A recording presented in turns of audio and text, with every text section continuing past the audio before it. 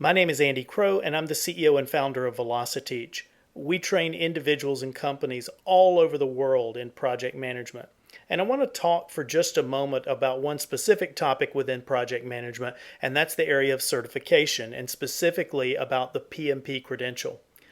PMP stands for Project Management Professional, and it's a credential created and managed by the Project Management Institute, which is the largest organization of project managers in the world.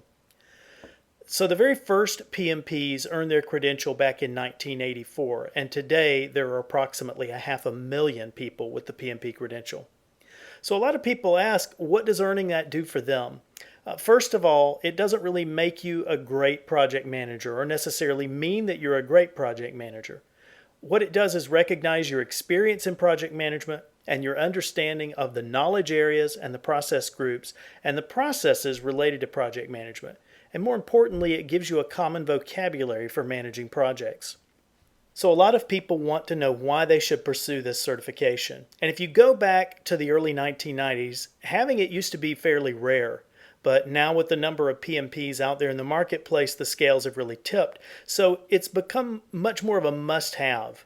It doesn't matter what industry you're in or what kind of job you do, most of the places, most organizations today want to work with PMPs.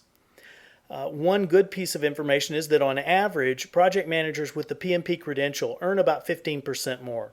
So this doesn't mean that you're automatically going to get a raise, but it does mean that all other things being equal, you're able to command a higher salary if you have it than if you don't. Another advantage is that this is a global standard. It's recognized and used around the world, so it means something outside of the area where you live and work today. Right off the bat, one question a lot of people want to know is how much it's going to cost just to sit for the exam. And so when all of the fees and charges are added up, the overall cost is currently a little less than $550 just to sit for the test. It breaks down as $129 to join PMI for a year, $10 to join your local chapter. You don't have to do this, but you probably want to do this, and then $405 to sit for the exam. So when it comes to the exam, it's really a triangulation of knowledge, of experience, and situations. And you have to bring those together successfully to get over the exam. In the upcoming spec, there are 10 knowledge areas and 5 process groups and 47 processes. And you need to have mastery of all of this information. But really, you start by filling out the application. That's the place to begin. And it's a fairly long application, and that's where your experience comes into play. But then PMI offers 2 versions of the application. One is paper and one is online. Don't use the paper version. Do it online. It'll take you a while, but you can save your progress as you go. And then when you're finished, it's submitted instantly. And that way there's no postage, there's no waiting and it getting lost in the mail and problems like that. What everyone really wants to know is, how do you earn the letters PMP on your business card? And first of all, not that you would think about doing this, but it's not something that you want to try and fake. PMI keeps an online registry where employers can check and see if a particular person is a valid credentialed PMP and if they're current. So it's not a good situation when they catch people misrepresenting themselves. But after you've filled out the application, what most people are really anxious about is the exam. Many people haven't taken a standardized test since college. And the PMP exam is 200 questions long, and it's timed with a 4-hour limit. And it's pretty notorious as exams go. It's also in a secure facility with proctors and cameras, and that can all be intimidating. So worse yet, how do you know what to study? And the problem is, you may have heard of a document called the PMBOK Guide. The PMBOK Guide is useful for practitioners, but it is not a sole study source for the exam. And worse yet, PMI keeps the list of sources for the exam a secret.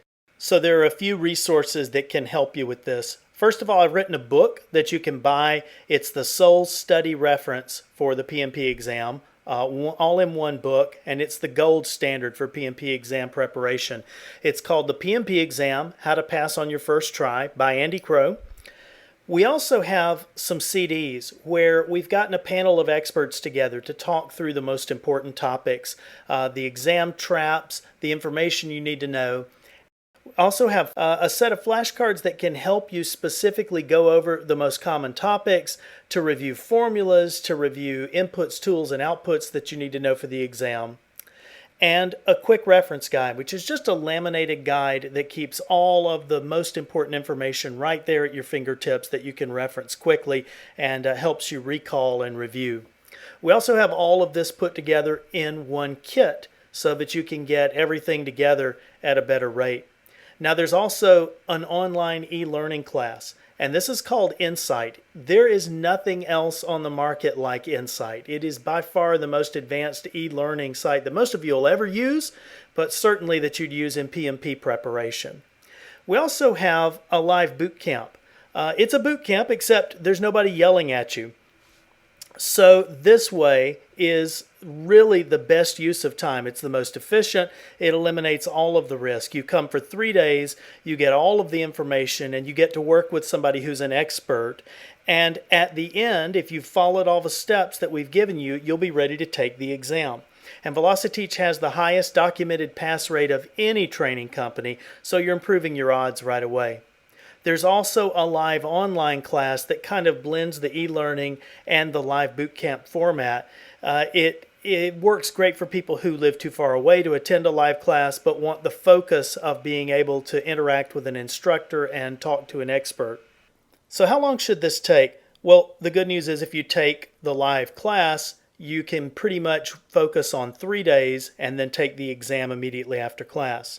If you're going to do a self-study route and you're highly self-disciplined and motivated, it probably takes on average about 5 to 6 weeks from start to finish. And that's assuming you can dedicate about an hour to 90 minutes a day to reading and studying.